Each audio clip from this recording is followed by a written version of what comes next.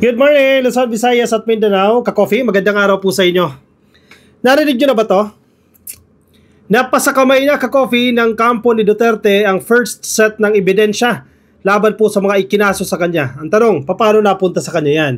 Duterte Defense Team gets first set of evidence. Ito, linawin natin. Iba sa justice system o sa pamamaraan ng paghukom ang Pilipinas sa International Criminal Court. Sa ICC ay ibinibigay sa inirereklamo yung sets of evidence. Di ba? Sa Pilipinas hindi eh. Sa proseso natin dito sa Pilipinas, hindi natin ginagawa yan. Kumbaga, bahala kayo, mga pa kayo dyan, magugulat na lang kayo, ipipresenta na namin sa korte, ito yung mga ebidensya natin. Pero sa International Criminal Court, hindi, ka-coffee. Kung sino inireklamo, in this case, itong si Digong, di ba? Dahil sa pagtsugi niya sa 30,000 na sa ilalim po ng kanilang programang Tukhang ni Bato de la Rosa, susunod na rin yan si Bato, ay nakuha nila yung ebidensya. O ito yung mga ebidensya namin, first set pa lang ito ka-coffee, siguro maraming sets yan, series of evidence, sets of evidence yan na makakarating sa kanila. Sa pamamagitan nun, mapaghahandaan nila. Itong ebidensya na to, paano nila i-counter-attack yan? Paano nila kukontrahin yung mga ebidensya na yan? Yan yung proseso sa International Criminal Court. Malayong-malayo sa proseso natin dito sa Pilipinas. Mas lamang ito ka-coffee, mas advantageous ito doon sa mga inirereklamo. Siyempre, mapaghahandaan nila yung kanilang defense. Di ba? Kasi alam nila, paano natin to didiskartehan? Paano natin to pasisinungalingan? So, mag-iisip na yung kanyang mga grupo ng abogado. So, okay, magalala. Yung mga DDS dyan, mga fanatics ni Digong, ayan, alam na niya yung mga dahilan kung bakit siya inaresto dahil ibinigay na sa kanya yung mga ebidensya. Lamang siya dyan o lamang ang prosecutors, yung mga nagreklamo? Hindi natin alam. Depende sa tibay ng ebidensya kung ito ba kakagat, no? At kakagatin ng mga judges dyan sa International Criminal Court. Sige, basahin natin itong balita na ito. Huwag kayo mabibigla ha kung bakit napunta sa kamay ng mga Duterte itong ebidensya dahil yan po ay parte ng proseso sa ICC. Duterte Defense Team gets a first set of evidence. Sabi po sa headline na ito ng One News. Pwede nyo rin i-verify yan ka-coffee. The ICC prosecutor disclosed an initial 181 items. Ang dami rin pala yan ka-coffee ha. 181 items to the defense team of former President Rodrigo Duterte as part of the disclosure of evidence. As part of the disclosure of evidence process ahead of the confirmation of charges hearing on September 23. Yan, sige. Isa-isahin natin. Ang unang schedule nila, kung saan, di ba, napanood natin, naka-live stream yan, delay lang ng 30 minutes. Ang susunod na proseso, yung confirmation of charges, ito yung para mag-plead ka di ba? I am not guilty or guilty ba ako dyan, aamin ba siya o hindi. September 23 pa yan, medyo matagal-tagal yan dahil 6 months po ang ibinigay. Kaya nga ang kinabuputok ng butchi ni Harry Roque at ng mga DDS, confirmation pa lang yan of charges, 6 months na ang inabot. In short, mabagal, mabagal at matagal mananatili si Digong dyan sa International Criminal Court. Mabubulok siya dyan kasi ang bagal ang tagal ng schedule, ang tagal ng oras na ibinibigay unless ma-approve yung request nila for interim release. Kaya nagagalit sila dyan kasi sinasabi nila, wala pa nga charges Siyempre, i-justify nila yung kagustuhan nila, kinidnap lang naman niya si Digong Tapos ngayon nakakulong dyan, ilang taon siya makukulong dyan, confirmation of charges pa lang, 6 months na ganun lumipas. 6 months lang nabulok si Digong dyan sa International Criminal Court. On the other hand, advantageous ito doon sa mga nagreklamo sa kanya. Kahit papaano, sige, hindi ka man mahusgahan. Worst case scenario para doon sa mga nagreklamo, hindi ka man ma-convict. At least, nakulong ka. Diba? Pwede na, diba? Kahit papaano, nakapitik ka rin bahagya kay Duterte. Una, pinitik mo yung kanyang prinsipyo na sabi niya, hindi ako magpapaliti sa foreign court. Pangalawa, napakulong siya.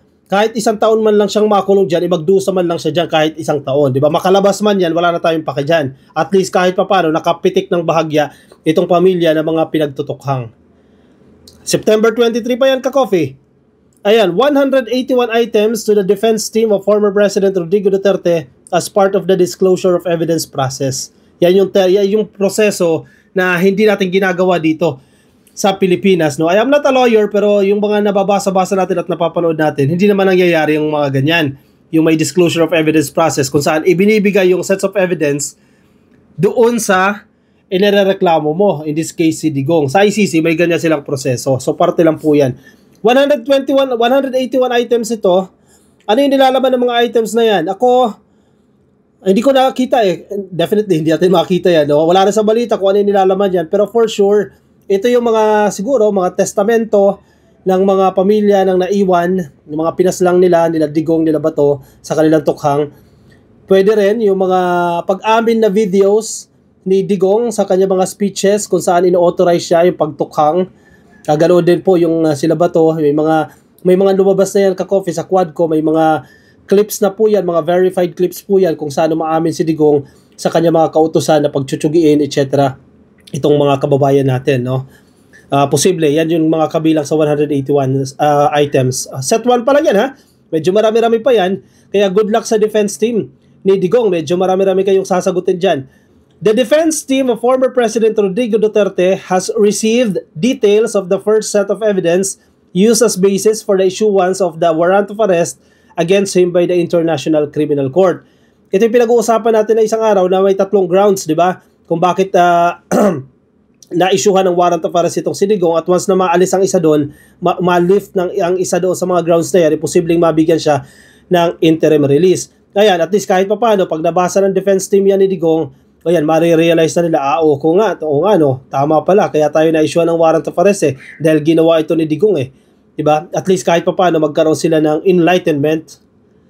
Ayan, yung kampo ni Digong magkaroon man lang ng enlightenment, oo, ito pala yung dahilan kung bakit ako kinulong at hindi ako kinidnap. Ito pala yung dahilan kung bakit dinala ako sa dahig. O at least alam na nila dahil binigay na sa kanila ng prosecutors yung parte ka-coffee, sets of evidence kung bakit siya na-aresto. In a 3-page communication dated March 24, ICC prosecutor Karim Khan informed the pre-trial chamber handling the proceedings that they already disclosed 181 items to the defense. So baka sabihin niyo na naman yan, oy, hindi na naman sumunod sa process yan. Yan naman ang style kasi ng kampo ni Digong ngayon, yung technicalities ang hinahabol nila. Di ba? Ganyan yan Sa kaso sa Pilipinas, alam mo na siya yung gumawa ng krimen. Pero para malusutan yan, iisip ka ng mga technicalities, mga pagkukulang, mga posibleng paglabag doon sa implementasyon ng warrant. Diba? Yan yung style mo. Though alam na alam mo, even the lawyers know na siya ay may gawa niyan. Pero syempre, chiching, pera yan, iisip ng paraan para malihisan. Yan dito sa Pilipinas Hahanapan ng butas, hahanapan ng technicalities para maabsuelto siya sa kaso. Though alam mo naman na siya talaga yung gumawa ng krimen na yan. So yan yung style ngayon ni Digong. For sure, sa tingin ko, alam nila na ginawa talaga ni Digong yan. Kaya nga ang kanilang attack ngayon ay silipin yung butas, hanapan ng technicalities. Naging tama ba yung pag-aresto sa kanya? Nabigyan ba siya ng due process? Bakit hindi siya dinala sa local court? Diba? Yan yung mga binubutas nila Yan yung kanilang mga nilulusutan para maabsuelto itong si Digong. Pero yung main case na pagtukhang, alam nila na ginawa ni Digong yan. Yun nga lang. Siyempre, didiskartehan nila yan. Makonsensya naman kayo dyan. Diba? Hindi man kayo ma-convict dyan, pero may nakatingin sa inyo na magko-convict sa inyo. Didiskartehan nila yan. Maraming pera. Billions of pesos ang pondo. The first set of evidence tagged as pre-confirmation in CRIM o INCRIM Package 001. Grabe May mga ganyan pala sila Ang tawag doon sa sa first set of evidence, pre-confirmation in CRIM Package 1, Package 001 was classified as confidential and were disclosed inter-parties or in between parties last March 21. So ngayon po ay March 25, 4 days ago ka-coffee, na-disclose na po yung first set of evidence na yan. So alam na ng kampo ni Digong kung paano nila didiskartehan yung mga ebidensya na naipresenta sa kanila. Specific details about the evidence were not released, but the ICC prosecutor said, and I quote, "These items comprise the material cited in the warrant of arrest against Duterte." So walang bago, definitely sa pre-trial kasi na-ipresenta na naman yan para ma-determine yung reasonable grounds, di ba? As compared dito sa Pilipinas, kailangan ma-determine yung probable cause. Kasi once na ma-determine ang probable cause, ayan, pwede na mag-issue ng warrant of arrest.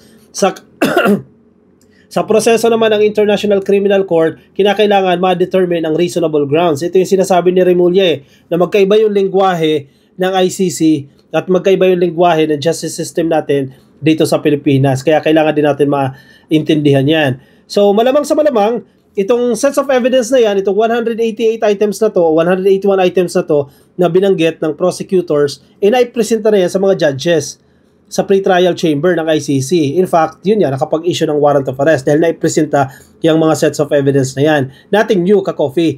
Pero first set pa lang yan. Sa second set, sa third set, baka mas marami pang mga ebidensya na ilalabas dito ang ICC. Hindi pa natin alam na magkakaalaman yan. Ang maganda lang naman dito sa hearing sa ICC, naka-telecast, di ba? Hindi live stream, ini-stream nila. Delayed nga lang ng 30 minutes yung kanilang telecast. Pero okay na rin yan. At least, alam natin, nagkaroon ba ng nagkaroon ba ng pananakot dyan? May mga irregularities ba? Or may sakim ba dyan? Paano yung nagiging procedures dyan? Yung naging proceedings dyan? At least yung taong bayan magkakaroon ng ideya. Yun ang maganda dyan sa ICC. In a separate order, on March 21, the ICC pre-trial chamber also directed the prosecutor to provide observations and respond to several questions relating to evidence and witnesses it intends to present against Duterte. This is in line with the so-called disclosure of evidence process, which ensures that the suspect is informed of the evidence on which the prosecution intends to rely. Di ba? Bagong-bago, oh. Ibang-iba ito ka-coffee dito sa Pilipinas. Di ba? Sobrang bait ng ICC kung tutuusin. Sobrang luwag nila. O sige, ito sir ha, ipapaintindi. That's the term, that's the exact term. Ipapaintindi talaga sa'yo bakit ka inaresto. Di ba?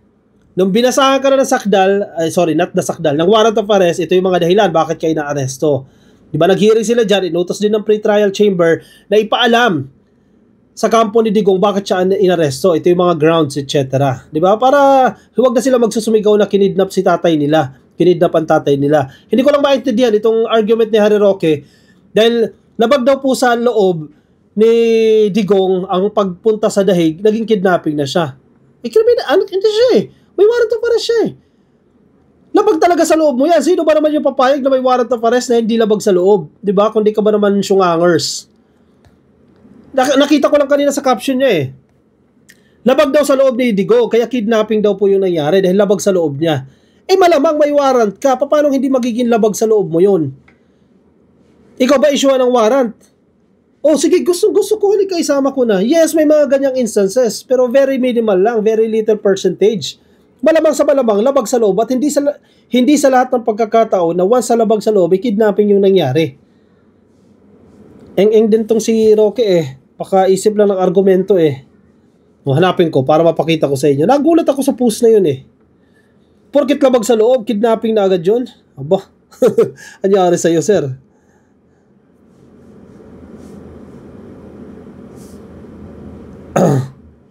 Ito.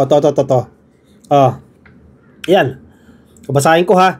Kidnapping ang nangyari kay PRRD dahil hindi siya nag-voluntary surrender. Sino mag-voluntary surrender? May warrant ka ha? Mag-voluntary surrender ka. Si Digong nga mismo ayaw niya. Sabi niya hindi ako magpapalitis dyan. So bawal ang ginawa dahil hindi siya nag-voluntary surrender. So kidnapping na ang term yan. Sa madaling sabi, pinapalabas siya ang bawat pag-aresto ng pulis ay kidnapping dahil hindi ka nag-voluntary surrender eh. Talaga to si Roque oh. Labag sa kanyang kagustuhan at kalooban, pumunta sa dahig. Hindi niya choice yun. Roque. Hindi niya choice yan. Gustuhin niya man o hindi niya choice yan. Wala siyang karapatan mamili dyan. Dahil siya ay may warrant of arrest. Diyan siya magpaliwanag. Roque, diyan ka magpaliwanag. Sa ICC ka magpaliwanag. Ang problema, hindi ka sinama sa council ni Digong. Talaga itong mga tao na ito. Isa pa to si Bato. May nakita ko kay Bato eh. Si Bato nagrereklamo, tinanggalan daw siya ng security details. Sabi sa Manila Bulletin, Palace says, Bato de la Rosa security detail can't stay while he is away. Correct. Nagtatago ka nga. Alam naman, isama mo yung security details. Pasahod ng gobyerno yan. Magtatago din yung security details. Kundi ba naman kayo tinamaan ng kamuting hilaw. Nagreklamo si Bato, tinanggalan siya ng security details. Sir, nagtatago ka. Ano gagawin ng security details? Magtatago din. Empleyado ng gobyerno yan. In fact, ikaw din ay empleyado ng gobyerno na nagtatago. Pasahod ng gobyerno yung mga security details na yan. Ano, poprotektahan ka sa pagtatago mo. So, naghahanap si Bato ng security details. Sir, lumabas ka para ibigay sa iyo yung security details. Hindi ka nga mahagilap eh. Tapos mag-deliver ka ng security details. Diba? Mag-isip-isip din naman kayo ng bahagya kahit konti lang. Huwag nyo i-justify yung kamalian ninyo. Pilit nyo i-justify. O siya, sige ka-coffee. Ako'y magpapaalam muna ka-coffee. Maraming salamat sa mga sumama. Ingat po kayo, nasan man po kayong panig ng daigdig. Maraming salamat po sa mga sumama. Yung mga nasa Facebook ka-coffee, please like and follow. Yung mga nasa YouTube, click lang po na subscribe and hit the notification icon para updated kayo every time may bago tayong upload. I'll see you ka-coffee in my next video. Bye-bye.